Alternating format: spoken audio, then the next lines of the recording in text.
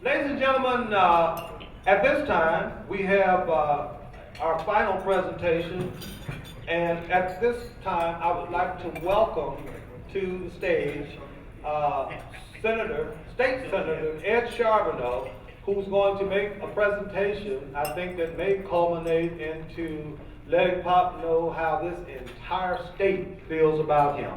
Let's welcome Senator Ed Charbonneau.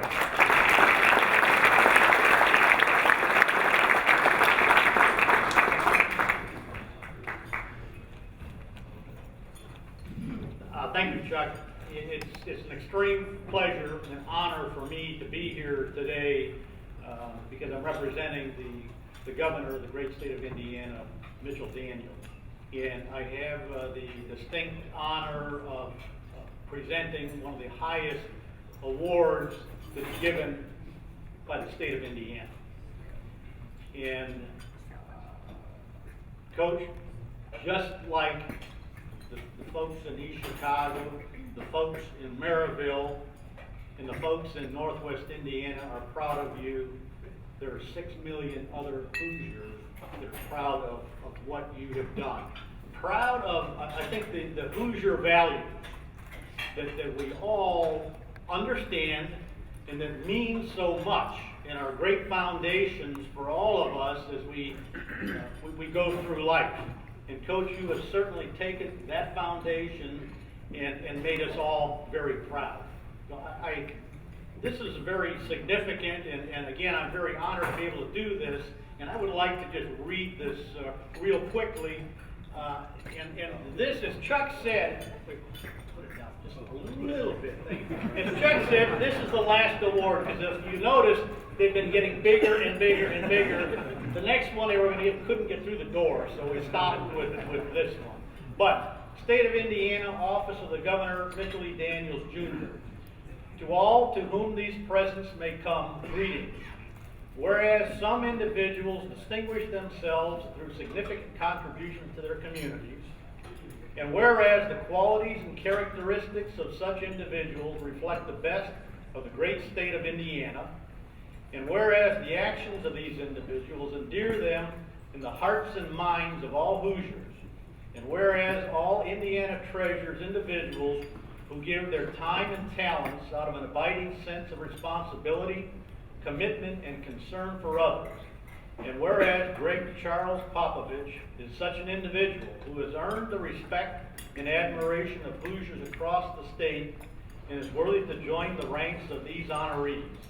Now therefore I, Mitchell E. Daniels, Jr., and Governor of the state of Indiana, do hereby declare and appoint Gregg Charles Popovich as a distinguished Hoosier, in testimony whereof I have hereunto set my hand and caused to be affixed the great seal of the state of Indiana at the Capitol in Indianapolis on this 15th day of October in the year 2010.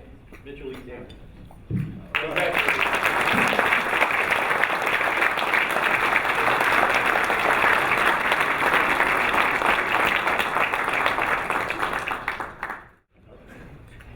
I'm very flattered to be here. I'm also very embarrassed because I think Chuck's got me confused with Phil Jackson or somebody else. I called the wrong number. And for the people who know me personally, either when I was really young in East Chicago or from Maryville, they know who I really am, and they're back there laughing their butts off. Because I'm by no means perfect, and all these wonderful sounding words are flattering, but we all know that it's a bit exaggerated. And Gregg Charles, I'm not used to that, right, Arlie? Arlie Pierce is here. He's the guy that says he threw me the ball all through high school or I wouldn't have scored. He doesn't call me Pop or Gregg, certainly not Coach, but he calls me CC. And that's how important I am. My high school coach had no idea that my first name was Gregg. He thought it was Craig. This is a true story. So the C from Craig, which he called me, and the C from Charles, which is true, CC, that's what I was called through high school. So I felt very special. I knew from that day that if I did become a coach at some point, that I should probably learn a little bit about my players and at least know their names. And I know that these guys are laughing because I get the names wrong quite often. But I'm close. I'm close.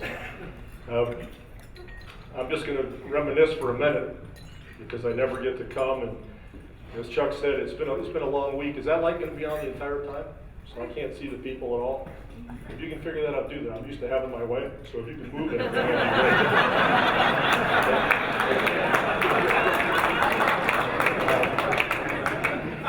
Right, Mayor? You got to do what you got to do.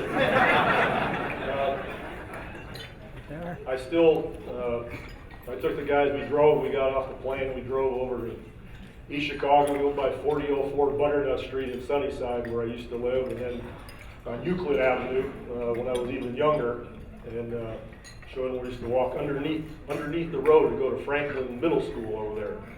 I think it was gone. It was a big building over there. I don't know what the deal is, but we would do that.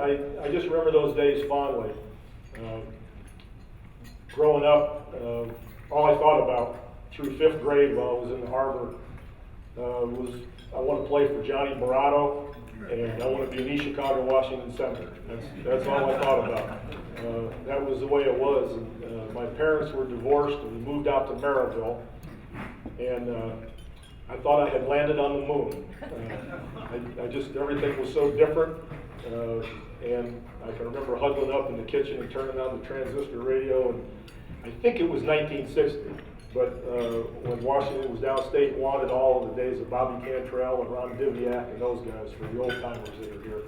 You remember those guys. And then as I finally got out of the house in Maryville and started to feel halfway normal and proceeded both academically and basketball-wise to mature a little bit, you had different people that you watched. The guys from Biddy basketball like Chuck and the guys like Salty Martinez in Little League, you don't see them so much anymore because you've moved. And so now I'm thinking about watching other guys like Manny Newsom and Adolphus Pulliam and those guys at Roosevelt, and another Little League guy, Sammy Watts over at Frable, those kind of guys. And then Texas Western came along, and so the whole history of basketball in the area just keeps you going. It doesn't stop from old until now these days. So I've got a lot of great memories all through that. Can you tell us a little bit about this year's Spurs and maybe about the Bulls and maybe about Miami? Sure. The question is the Spurs, the Bulls, Miami. Nobody really cares about the Spurs. This is Bull country. I know that. Coming back from leave at the academy, the first place I'd always go with my buddies out there was to the Chatterbox over there on, is that Broadway still? And get the Stroh's beer and fried mushrooms. And I'd sit there and I'd watch Jerry Sloan and Norm Van Leer beat people up on TV. So I know it's Bulls country. And they're going to be good. Their new coach is good. I thought Vinny did a good job too. But sometimes circumstances have more to what happens to us in life than whether we did well or poorly. We all know that. But Tom Thibodeau is probably one of the premier defensive kind of gurus in the league. He's finally got a shot after being an assistant coach for a very long time with the Bulls. He's got a great staff. They got good young players, as you know. They traded, I don't know if Boozer's back or not. He tripped over himself or something. There should be an agility test before you sign that contract. But they're going to be very solid, and I think they're just going to take off from where they were. Miami is Miami. Super talented, and the question is whether the team can gel, whether they can come together. Will the role players accept their roles? Will that work? And it may. I think Dwayne Wade is the key. And personally, knowing him, I think he does have the character to try to make it all fit as best he can. So I think they're going to be very, very tough. We're a team that we've just injected, youth. We were getting older. When you have a run for a while, It usually changes, just like it did with the Bulls, the Celtics, the Lakers, Houston, you know, that's the way it happens. We're trying to avoid that with the influx of new talent like these guys that are here, and I think we're going to be a very formidable team. Having said all that, the Lakers are the best team in the NBA right now, and they have to be beat. And one of the reasons is because Kobe Bryant, whether you are a fan or not, he's got the same exact insides in here and between the ears that Michael had when he played. He is a fierce competitor, just like Michael was, and he gets it between the ears too, like Michael did. Michael knew what was needed. Is it an offensive rebound? Is it a shot? Is it a steal? Is it a rebound? He just knew, and Kobe's the same way. He knows. So they are the best team right now. We are joined alongside by East Chicago native, four-time NBA winning champion, head coach from the San Antonio Spurs, Gregg Popovich. Gregg, thank you very much for your time. Coach, let's talk about being back here in the region, being honored in Lake County, Indiana. Well, it's really different to be here and be honored, because that's not really why I came, but that's what they did. I came because of the Lakeshore Classic and the great work that Chuck Hughes and the Chamber does to put that program together. And it's a great program, but it was very flattering to receive some of the honors today. Quite exaggerated, but that's the way it is. Let's talk about growing up in East Chicago. Sure. East Chicago is known for being a hub for basketball. You grew up in that area and really were able to relish and thrive off of the excitement and energy that was East Chicago basketball. Well, that's true. You know, I was there through 5th grade, you know, lived in Euclid and Butternut Street in Sunnyside, and as far back as I can remember, it was dribbling the ball around town to the Catherine House and playing and wanting to be in East Chicago Washington Center and play for Coach Morano. That's all I thought about at that point. What does East Chicago mean for you? As you look back on everything you've done in your career, what does East Chicago mean to you? Well, it's where my passion started as far as sports is concerned, and I've always stuck with it. I've been fortunate to continue to play these kids' games, and I'm very thankful for that. But it all began there and the love of basketball in that area. You're an outstanding NBA head coach. What is the key to success with the San Antonio Spurs? Every single year, you seem to be in the mix regarding the Western Conference Finals and be in the upper echelon of the Western Conference. Well, we've had success, but as anybody with half a brain knows, success involves many different factors, and one of them is good fortune.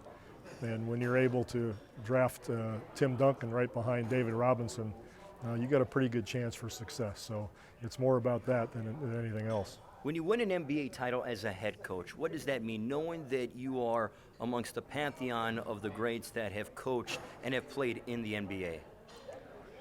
Well, I don't think those kinds of things sink in until maybe, when you're all done and you sit on the couch with a Coke or a glass of wine or a beer or something. But I really don't think of it in those terms. I think of the smiles and the shouts and the screams of the players when they're jumping up and down and appreciating what they've accomplished. I think that's the real joy of it. Can we look ahead towards this season? You guys have infused some younger talent along with the veterans that you have with Tim Duncan, Manu Ginobili, also Tony Parker. You also have some key contributors off the bench. This seems to be a deep Spurs team again, but a younger, deep Spurs team. Right, and all teams go through cycles where it's time to inject that new blood, that youth into the program, and we're in that process right now so that we can keep pace with an NBA that just keeps improving. It's going to be a great year for the fans in both the Western and the Eastern Conference. What's a prediction for this year, Coach? Well, I never predict. I always state that we hope we're going to be the best team we can possibly be by the time playoffs begins. Well, we look forward to seeing those playoff wars again with many of the upper echelon in the Western Conference. The Spurs are always in the mix. We look forward to it. We're behind you, and we can't wait till you come back to Chicago come the month of February. Thank you very much. That was head coach for the San Antonio Spurs, East Chicago native, Gregg Popovich, joining us.